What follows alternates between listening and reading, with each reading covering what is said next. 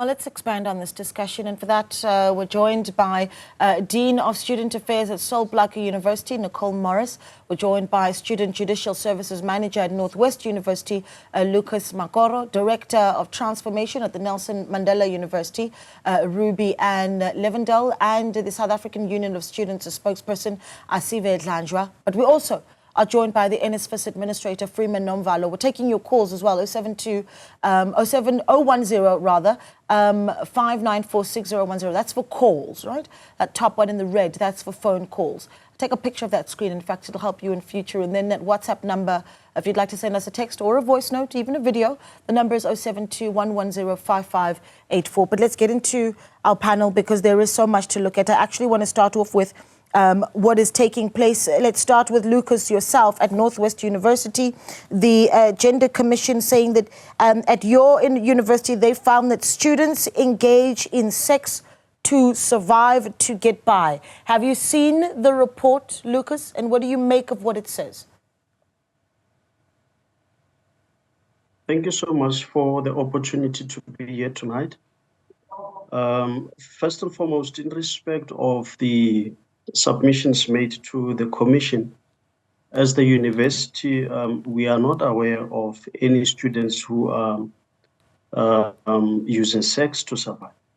But however, we condemn same, and we are of the view that due to societal reasons, we are of the view it could be one of the root causes.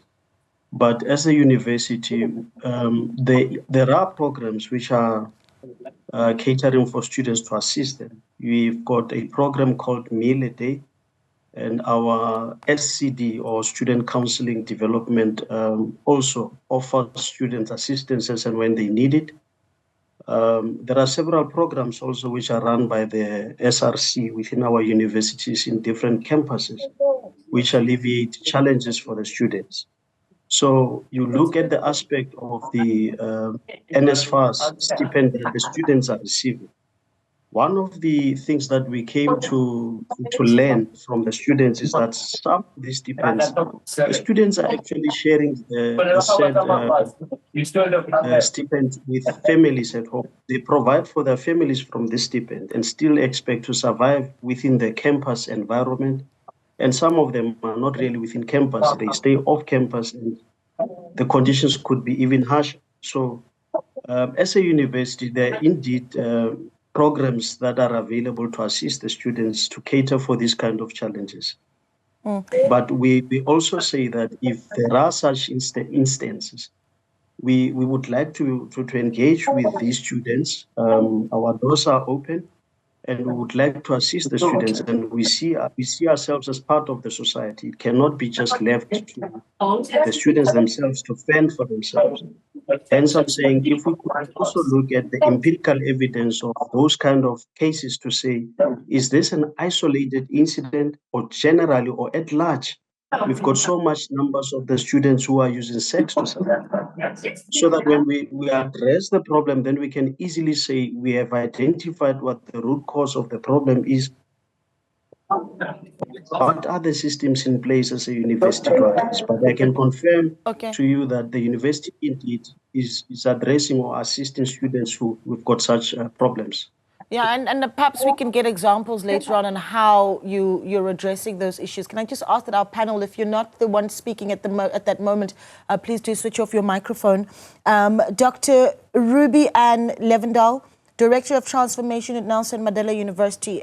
Your situation at that university, according to the Gender Commission, really interesting because they have found that it is the students, in fact, and those that are in leadership positions at Nelson Mandela University that are asking students in first year for sexual favors just so that they can get a student accommodation. Are you aware and can you corroborate the findings of CGE? Good evening to everybody and to your viewers. When we heard about this, we were quite surprised because one of the interventions that we do engage in is to have induction with the SRC and other student leaders such as mentors, peer helpers, and so on, about the predatory behavior of senior students. This is a trend that has occurred over the years, and therefore during the orientation sessions, we would alert our first year students to this type of behavior that we became aware of. And so it is a bit alarming to hear that this type of behavior is still prevalent, especially because we encourage our students to report any type of extortion or sexual favors for this type of benefit. You know, either getting into a course or student accommodation on campus as opposed to off campus. So yeah, I am surprised, but also to some extent not, because we constantly have a churn of students within our institutions, and so the profile of our students tend to also change, you know, where the need, most of the students that we are enrolling are from quintile 1, 2, and 3. And so the socioeconomic need obviously has also changed, and that obviously result in much more fear, I suppose, that would come in terms of losing accommodation when such offers are actually made, and therefore not reporting when they should be reporting such incidents. Can we bring in NSFAS just on the accommodation issue, because I think this would be a really good place for you to step in here. And of course, we're joined by Freeman Unveiled, administrator with the National Student Financial Aid Scheme. What is your thoughts when you hear of students needing to sleep with students in leadership positions just to get accommodation? And in an ideal world, what would NSFAS want to see, considering that one would hope that for the most part you're funding some of the education and accommodation?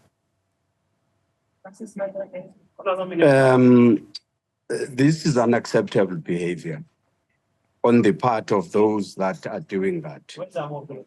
I know that a number of student leaders mean well. They sacrifice their time to help other students find accommodation, to then, in the midst of all of that, find those that are opportunistic.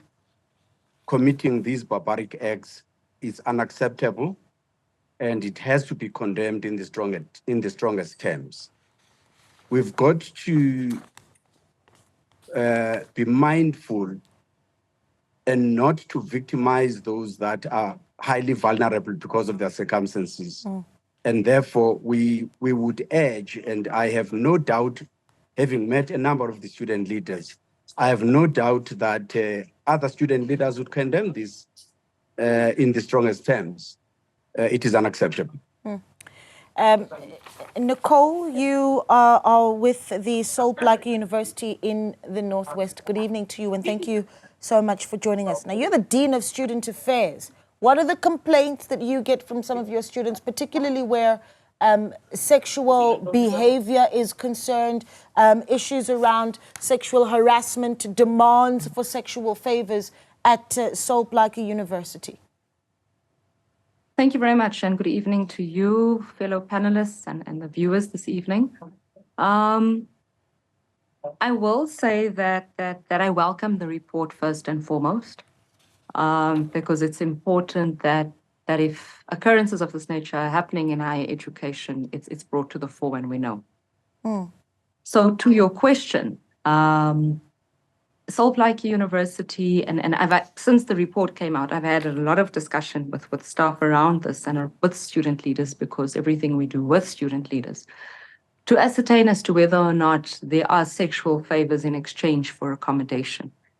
And I touch wood saying this, but we're in a fortunate position because that hasn't been reported to us in the form of student leaders misappropriating or abusing their positions to exploit students who are vulnerable.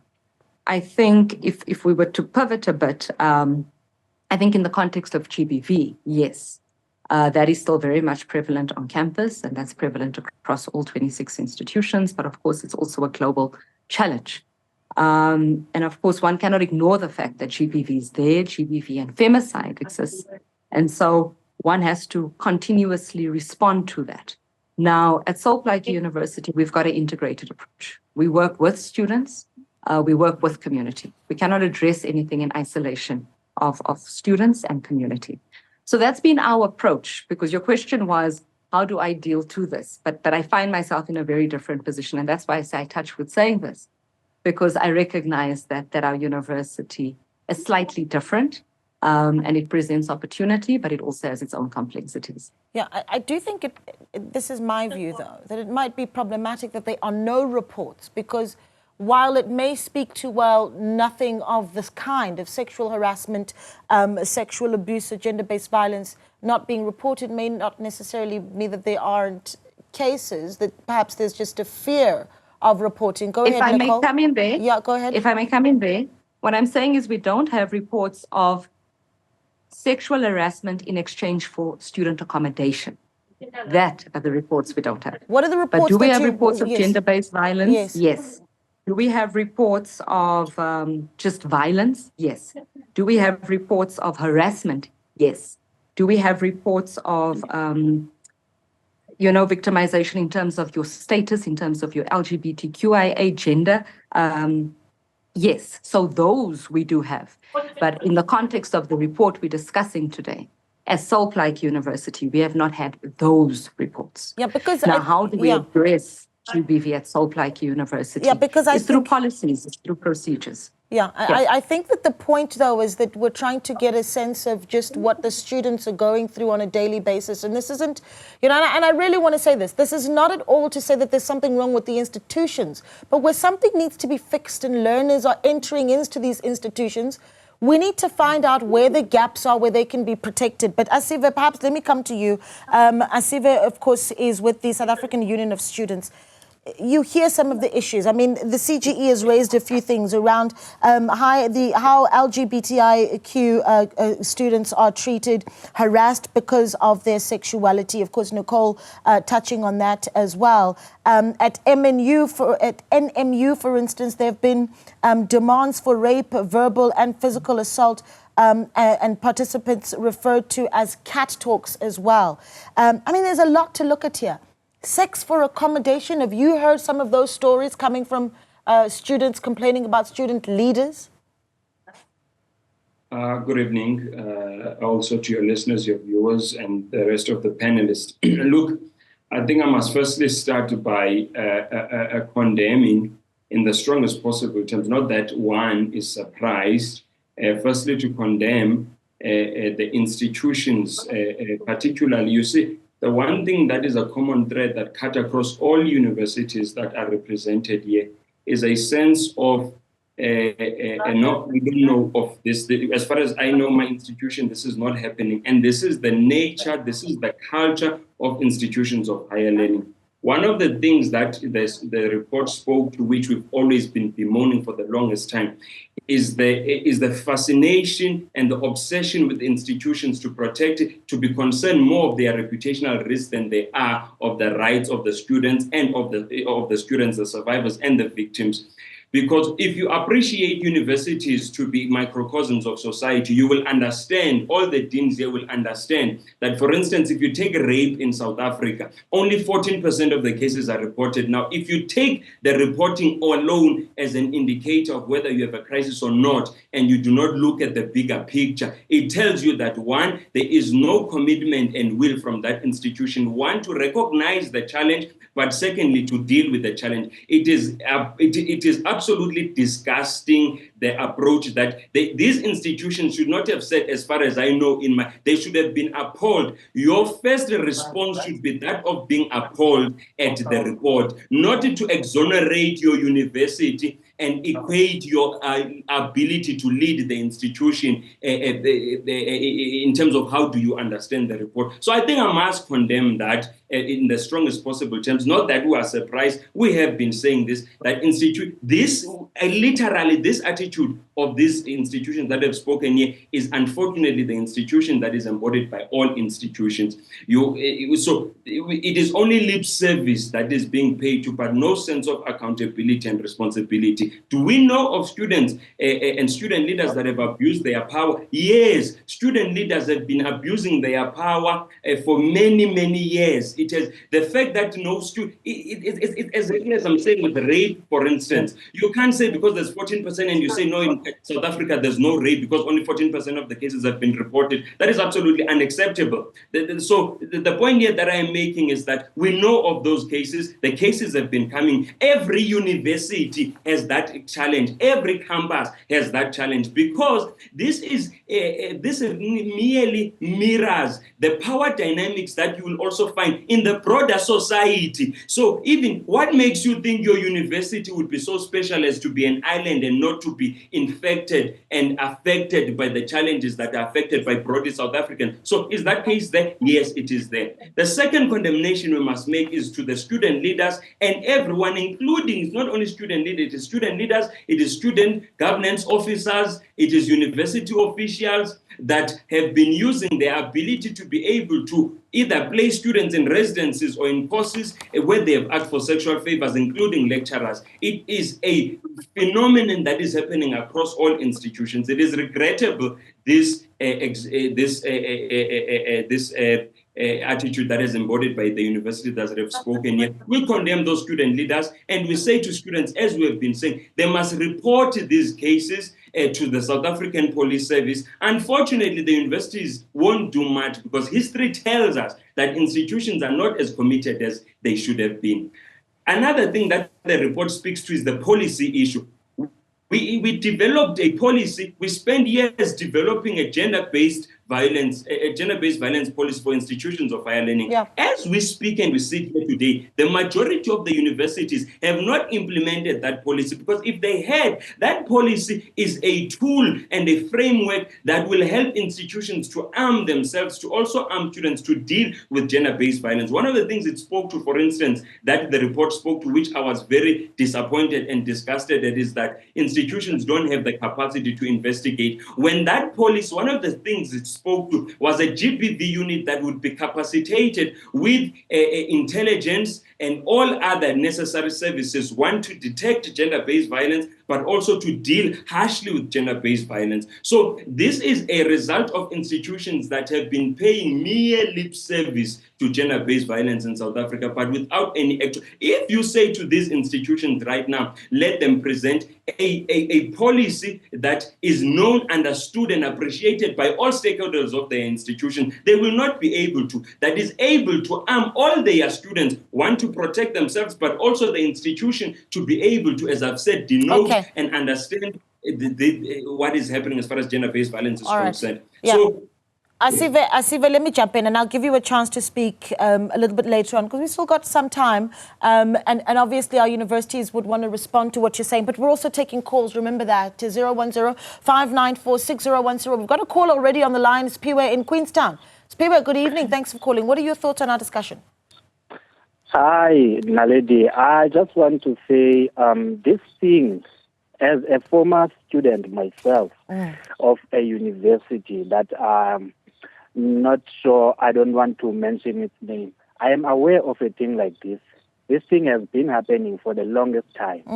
And I think that it is a thing of SRC members having a privilege, by them being SRC members, having that privilege of knowing people who are in offices in every university. I know people during the time when I was studying who were victims of this. Some of them didn't see anything that was wrong. Some of the people who were in the SRC at the time when I was there, they would tell me of a thing like that, and they would make it look like it's just a normal thing. You see, so this thing is not it's not a new thing. It's an abuse that is that comes from these people who are there, who are put in place there, who are supposed to be assisting other students to speak for them in the management and offices. So because they have contacts with the people and they are used to those people who are in those offices, now they take that thing and then they tend to abuse it to victimize other students. I'm telling you, my sister, I am aware of this thing. It's been happening for the very longest time. It's not a new thing. And if maybe there would be a time whereby people would be asked, come forward with this thing. If you've been a victim of this thing, you didn't do it willingly, but because you thought maybe, because it's just a once-off thing, maybe sometimes for 2 times. So other people, so no, they as themselves having no choice, you see. Yeah. So if they would be asked, come forward, there'd be many people that would become from different universities. This thing is not new, my sister. You can ask anyone who knows people in the SRC. It's not new, and it must be it must be condemned in the strongest terms. It's not good. It's not right. I don't think anyone will disagree with you, Spiwe. Thank you so much for calling. Spiwe calling there from Queenstown. And we continue this discussion, taking your WhatsApps as well, 072-110-5584. Let's see 2 messages so far just for now. Bongani Khatebe in Protea Glen says, Dear Naledi, it's a damning revelation to hear as a parent who is having a daughter who just graduated from TUT. News like this makes me feel angry, and that this needs to be investigated by universities management to the fullest, and these people must be hauled to court for their actions. Well, Bongani, we'll find out in a moment just how many of these cases that have been reported to the university authorities have actually been followed up on and concluded. Anonymous says, I am glad finally UWC and CPUT Western Cape have the same problem. Lucas sounds like a politician. They know very well that it is happening. Anonymous, thank you so much for that message as well. Keep the WhatsApps coming in. When we come back, we're going to get some data from our guests around those that have come forward and reported sexual harassment, rape, gender-based violence, requests for sexual favors, for accommodation, for instance, at our universities. Those cases, how have the universities dealt with them? What's their data on finding resolutions? We'll get that answer on the other side of this. Stay with us. Well, we continue our conversation around gender-based violence within some of our universities. This is after the Commission for Gender Equality raised issues around rape, harassment, and even hate crimes, also sex for accommodation at various universities. They held the study at the Nelson Mandela University, at the Northwest University, as well as the Salt Park University. All 3 universities, of course, represented on our panel. We're also joined by Freeman Nomvalo, who's administrator for NSFAS, as well as Asive Dlanjwa, who is with the SA Union of Students. And perhaps, Freeman, let's speak to you, because I believe that you are in transit as well. As we get the answers from the universities here above, it is NSFAS money for the most part that sends our learners to school. Also, the parents that are watching, and we saw that WhatsApp earlier, parents saying, well, I can't believe that this is the reality that my child might be living with when they head off to university. What do you want to hear from the university that says that they've got some sort of grip on it? I think we should not underestimate the quantum of this problem. And as I think Asive was making a point that presenting ourselves as better than creates a bigger problem because we don't know what we don't know. One of the issues that we picked up as NSFAS from roundabout May this year, we've been having interactions with student accommodation providers, with institutions, with students. This issue of gender-based violence came up strongly. And a lot of the student leaders were clear in their articulation of this problem that they condemn it. So all of us have got to work together. And one of the things we picked up is an issue that you do have private accommodation, you do have university accommodation. There is no distinction. This happens on and off campus. But we do need a better coordination between student leadership, universities, and accommodation providers, as well as us people who are funding these, of course, including bringing into that equation law enforcement agencies. We do need to work together to fight the scourge of this problem, because it destroys the future of the kids that are affected. It's something that we should not pay lip service to. It's something that we should take seriously. It's something that we should not be making excuses, but acknowledging the problem and saying that we commit ourselves to finding answers. And as NSFAS, we've been pulling all of the stakeholders together in order to find answers to this thing. And one of the suggestions that came out of these processes is that we need a co-management model of student accommodation that also recognizes the role that various stakeholders have to play, so that we can at least enhance the safety of our children. Some die in these processes, unfortunately. And therefore, we really need to take it seriously and all commit ourselves to doing our bit to resolve it. Okay. Thank you so much. We'll release you then, Freeman Nomvalo, the Administrator for the National Student Financial Aid Scheme. I'm going to bring it to Nicole because, and then we'll move across the various other universities that have joined us here. At Sol Plaatje University, talk to me about the track record in the cases that have been reported to the university, those that you have been able to resolve. What does that track record look like? So it would be inappropriate for me to not respond to a comment that was made earlier. And at Sol Plaatje University, we're very intentional. This is the first thing I must make very clear from the onset around our approach to GBV. And we've got a no-tolerance approach to GBV. That's the first thing we must be very clear on. The second thing is we have to be very mindful of the fact that gender-based violence is a social construct. And that results from unequal power relations, gender norms, and a range of issues. And so it's unfortunate that the administrator has left us. But when students have delays in terms of funding, when students have delays in terms of responses on funding, when students have delays in terms of moving from one institution to another and being able to address that, we indirectly put our students in a vulnerable position.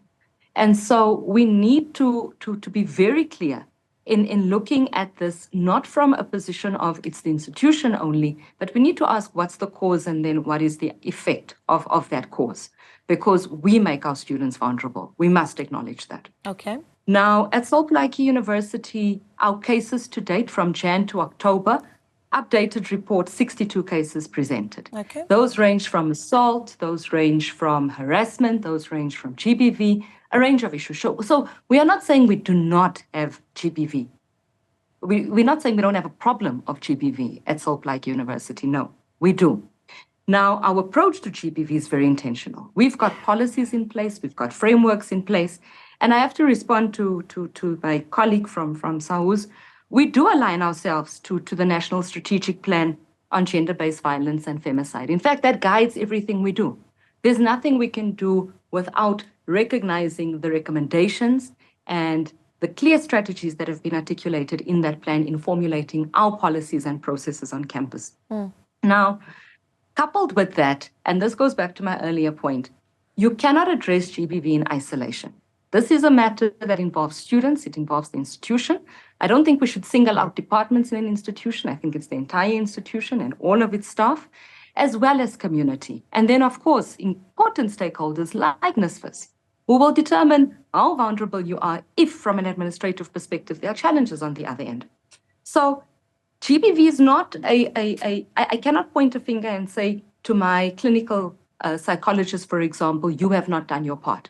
My clinical psychologist works around the clock. My clinical psychologist does what they must do. But it requires a collective in dealing with this issue. So I know you've asked me to share with you what we do in terms of supporting students who come forward. Yes. We work closely with protection services and our legal office, because it's important that if you have been accused of committing any level of GBV, we need to take you through the system, unfortunately, because if there's smoke, there's fire, and vice versa. We also don't take lightly victims who might open up a case against Nicole, for example, and then later on withdraw it and say, no, I was just testing. So we hold both parties accountable. We must be very clear. Both the alleged perpetrator as well as the victim. And so our legal office is involved from the beginning.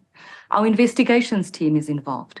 But I think the first step is rather how do we prevent, okay?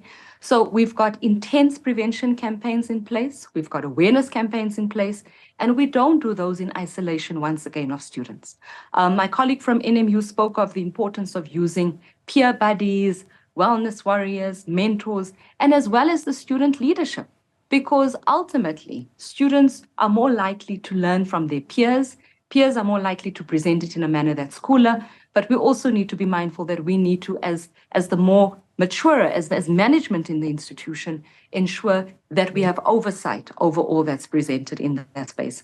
So our approach is holistic, and our approach also involves community. I'm privileged because I'm in a community like Kimberley, where we're very close-knit, and you can really call on your colleagues within the Northern Cape for assistance. So that's the position I find myself in, and I appreciate it. Yeah, Thanks. you know, it's interesting because once you, and I wonder if some might argue differently, that if you say that if someone comes forward with an allegation of sexual harassment, you know, gender-based violence, assault, for instance, that you hold both parties accountable. Understandable, because you do have cases where, you know, the perpetrator, and I say this with inverted commas, perhaps as being, you know, framed in this alleged crime as being put on them. Alleged perpetrator. But you also have, at the same time, those that actually have been victims, now afraid to speak out because it becomes incredibly difficult, because you're all going to be held accountable, even if you are the victim. No. So I think I must just quantify that. So it's important that when students bring their cases forward, they understand that, one, the space is safe. And at Salt Lake University, we're very intentional in promoting an ethos of care. So it must be safe for the victim. We need to ensure that there's confidentiality, and we need to ensure that we take the victim through every step of the way, and we hold the hand every step of the way. I mean, if there's a case in residences, the immediate act is we have to separate them. You need to separate. Okay. So we're very intentional about that. All right. And when we communicate to students, sorry, just to interject there. Yeah, I need to bring others in, because we're running out of time. We must inform them of what happens. Okay, Yeah. all right. Dr. Ruby and Levendal with the Nelson Mandela University, I think the same question, right? Your track record of dealing with cases and how you get to resolution, if you can, how many you have been able to say, okay, well, here we had a case of rape and this is where it ended. Yes. So for the year 2023, in total, we had 84 cases. And I would like to believe, I cannot say for sure, that through our advocacy and encouraging of reporting, it has increased in terms of the numbers of cases reported to 91. It is a worrying trend that it's upward, but I would like to think that with increased awareness, whenever individuals encounter violations they are now reporting. There is still a possibility of underreporting, but what we have done was to establish a gender-based violence institutional page that we provide information to the university community around the cases that have been reported, obviously anonymized, and the outcomes of that. An example that I can provide is when a case was reported of a House committee member. So it's not only SRC members that abuse their power. House committee member where they came from the same village and had indicated to an individual that reached out that she can come through and share accommodation with him. That ultimately resulted in a violation, sexual violation, which was reported to our office. We have provided the relevant support and so on, and resulted in the expulsion of that individual. And this is the type of sanctions that comes with such grievous violations, we do not take it seriously, whether it be online harassment, whether it be online sexual harassment or in-person sexual harassment. Even the issue around, at the beginning of the year where you have WhatsApp groups being formed and administrators to that WhatsApp group that might be either residential related or module related, and you have lewd calls coming through. That was a trend that also came about. And obviously, as cases are reported and we pick up certain trends, even date rape cases where you have Rohypnol or that type of drug being used to actually violate the individual. When we pick up any of those type of incidents, it gets reported to the community so that the students are aware of it. We've got safety tips, we've got self-defense that we provide to the students, and that is also online. So essentially, as was said by Nicole, the interventions are informed by trends that we pick up, and we then also project that into subsequent years. As I've said, when we started out, we came to know about certain incidents that were happening, and we integrated that into our advocacy so that we prepare and create that awareness amongst the students. Okay, Lucas, I want to bring you in here because Nicole talks about, where you've got delays, for instance, with NSFAS payment, that creates an environment for things really to go wrong. And that's a very interesting point because at Northwest University, according to the report, your students are engaging in sex work to survive. I mean, that's a massive allegation. And I wonder what sort of responsibility the university then has where that is the case. Look, I must firstly state, perhaps at the beginning when I made mention that we're not aware of, we're not saying that it doesn't exist. And matters can be adequately addressed once reported, and we know what systems are there in place to respond to the situation. And hence I earlier made mention to the fact that we've got certain programs that are there to assist the students. But let me go further with regard to issue of leadership as well of the SRC or your SCC members abusing positions. We are also saying as NW that it doesn't exist. It could not be. There's a huge possibility that it's not reported, but as far as the stats are concerned, in 2024, we do not have such cases. We are aware in a year, 2023, we had about 2 cases, and we decisively dealt with the 2 cases. Students were suspended and successfully prosecuted through disciplinary hearing processes that we've got. And that is how we've been able to respond. And the manner in which we respond to these matters as well. We've got our protection services who assist us with the investigations, number one. We've got an SOP in place that speaks to when a student is being violated sexually and otherwise, your GBV-related matters.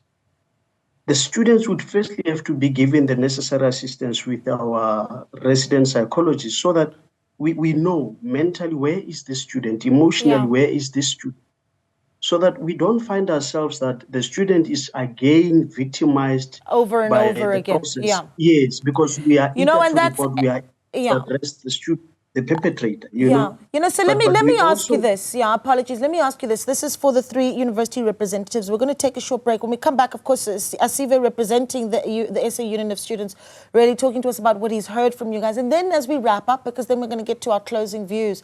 But what you make of the recommendations, right? What you take forward, what we take out of this discussion, perhaps commitments that you want to make, any flaws that you see in the system, whatever it is that you think really needs to be done moving forward. We're going to do that on the other side of this. So stay with us. We're back in a moment. We wrap up our discussion around the trends around gender-based violence in some of our universities. This is after the Commission for Gender Equality spoke to some students, held focus groups with students at the Nelson Mandela University, the Northwest University in the Northwest, as well as the Soul Black University in the Northern Cape, and all three universities joining us this evening to give us their view of this. But Asive is also with us, and he, of course, is with the South African Union of Students. Asive, recommendations. So we can certainly talk about whether you're satisfied with what you've heard from the universities, which I think you have done a little bit earlier.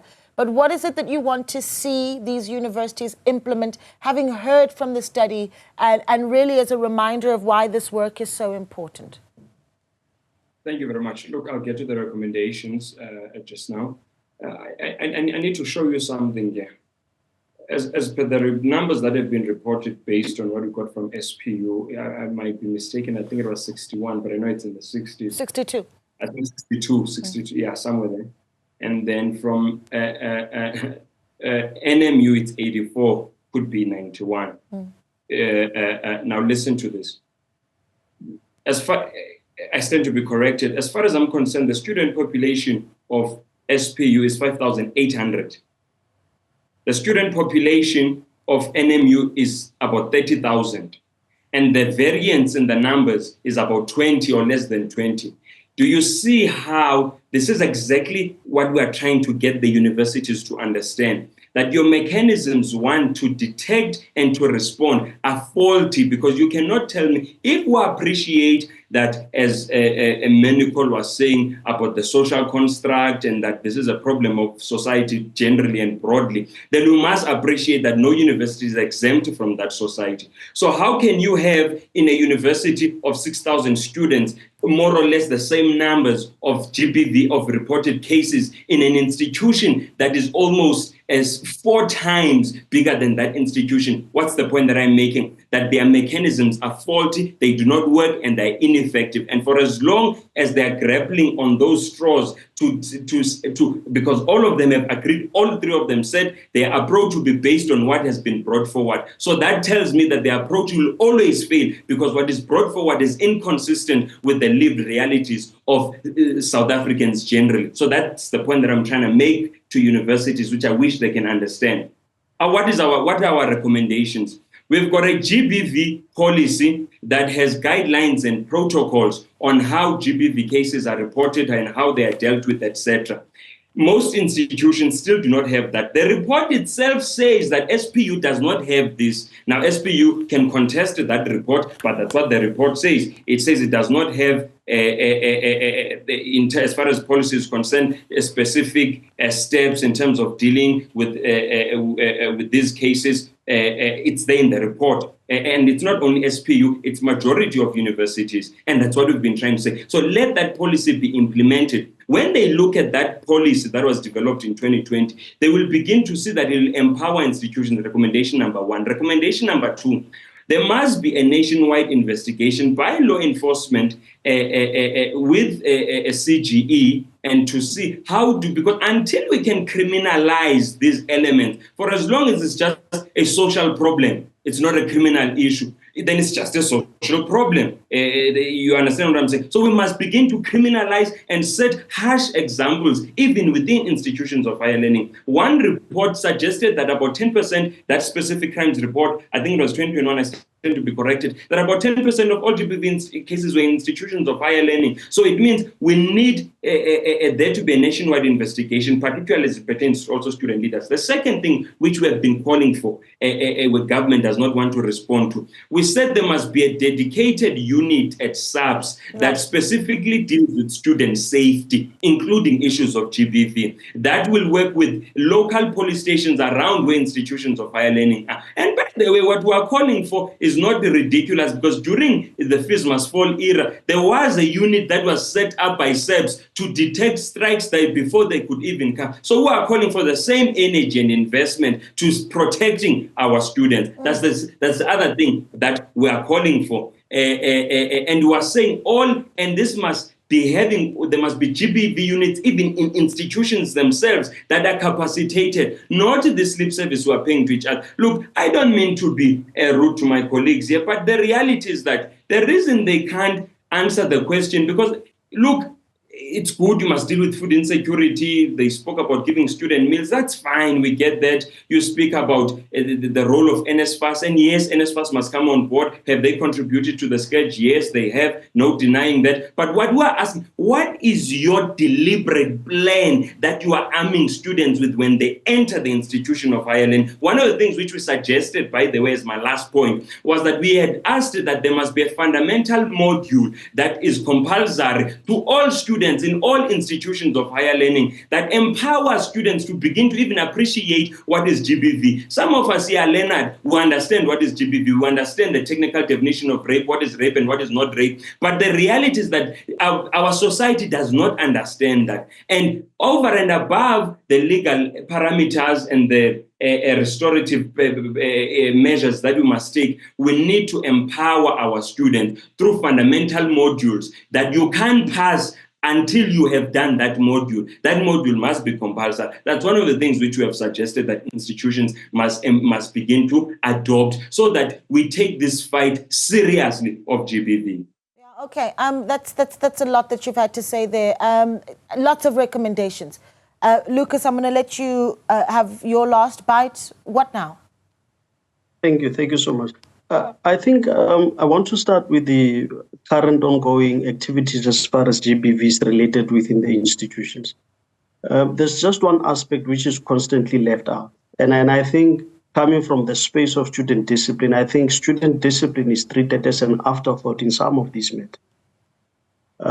We need to also look at that. Is the machinery sufficient enough to address the perpetrators?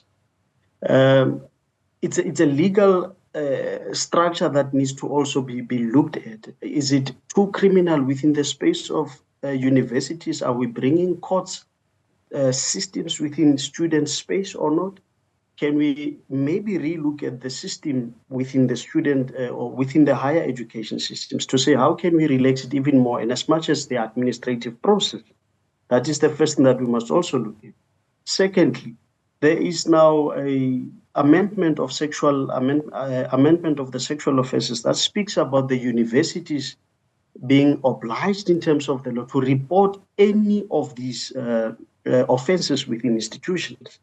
How well are we capacitated as institutions? From what Asiviwe said now, that unit would be the perfect aspect where we say that unit would be responsive to these cases within institutions. How deliberate are we as institutions to have Tutuzela centers or a strategic alliance that would sit within institutions themselves so that our students are not uprooted from your comfort space within institutions to go to Tutuzela? We must also take note that Tutuzela has got its own frustrations in terms of resources and other things that I cannot speak of here. But I think the reality thereof is they also have their own challenges. And as partners within the space, we should also show deliberate intentions to say that we are willing to make it work. Thirdly, how do we then capacitate our first-year students? How robust are we in dealing with disseminating the information or message to our first-year students? Currently in NW, we do have systems where every year our SRC leaders are attending training. My department deals with it.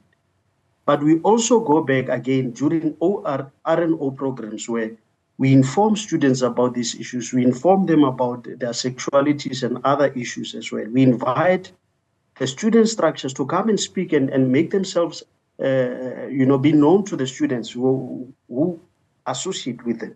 So we must create these platforms for our students and more advocacy. I think it can take us a long way because systems are there, but we still experience these things. Okay. Dr.